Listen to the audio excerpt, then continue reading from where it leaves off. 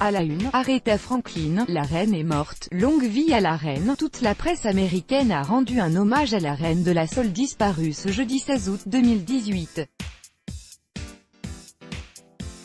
Photo, Aretha Franklin en 1970, copyright Ron Howard, Getty Images. Le visage et la voix d'Aretha Franklin sont à la une aujourd'hui de toute la presse américaine. Depuis l'annonce de sa mort hier, tous les grands titres ont rendu hommage à la chanteuse décédée à l'âge de 76 ans. Pour le Los Angeles Times, il n'y a aucun genre musical qui ne porte pas sa marque d'une manière ou d'une autre.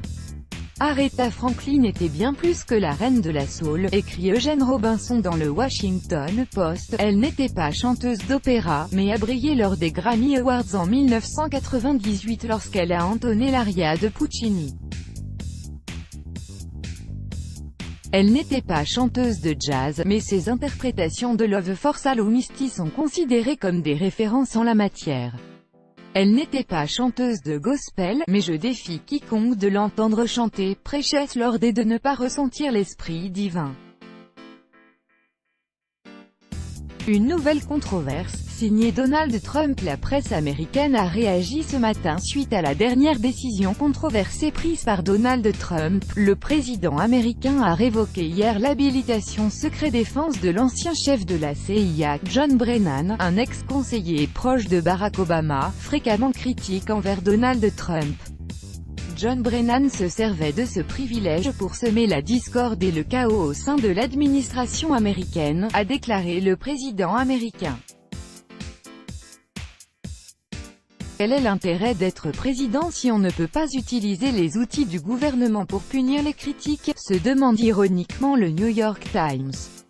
Historiquement, les anciens chefs des agences de sécurité étaient autorisés à conserver un accès aux informations classées secret défense.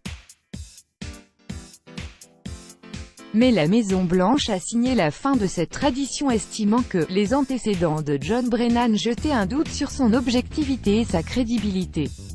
Cette révocation a été qualifiée de fessée par le quotidien new-yorkais et qui n'est selon lui que la dernière manifestation de ce qui est désormais devenu normal pour ce président, utiliser les leviers du pouvoir pour punir les critiques et décourager d'autres détracteurs à parler.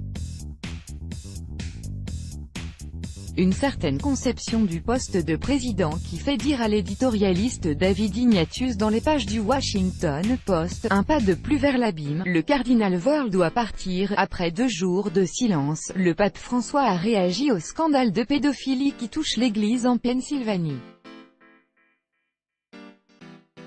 Il a assuré vouloir « écouter les victimes ». La question, maintenant, est de savoir si le pape placera les évêques devant leurs responsabilités.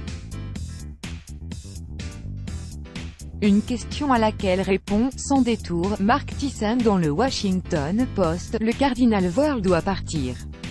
Aujourd'hui archevêque de Washington, Donald Wuerl a été l'évêque de Pittsburgh de 1988 à 2006 et aurait dissimulé des cas d'agression sexuelle commis par des prêtres.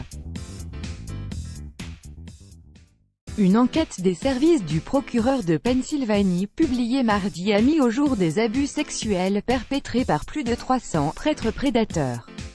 Ce rapport note qu'un réseau de prêtres prédateurs opérant au sein du diocèse de Pittsburgh partageait des renseignements ou des informations concernant les victimes et s'échangeait les victimes entre eux. Ils ont utilisé des fouets, la violence et le sadisme pour violer leurs victimes. Il ne s'agit pas seulement de se débarrasser de quelques pommes pourries, commente le Washington Post, la repentance exige de faire face à ses responsabilités.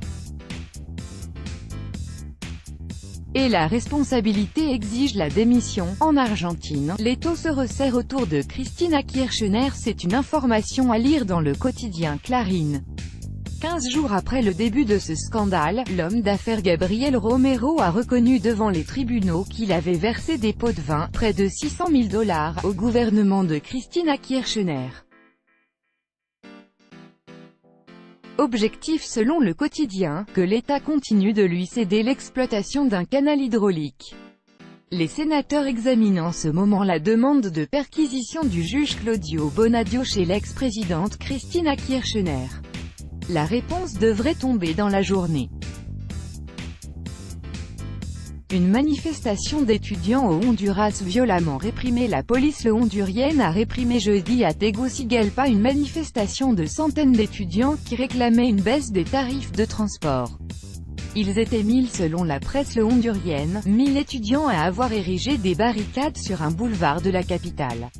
Pour dégager la voie, les policiers ont jeté des gaz lacrymogènes.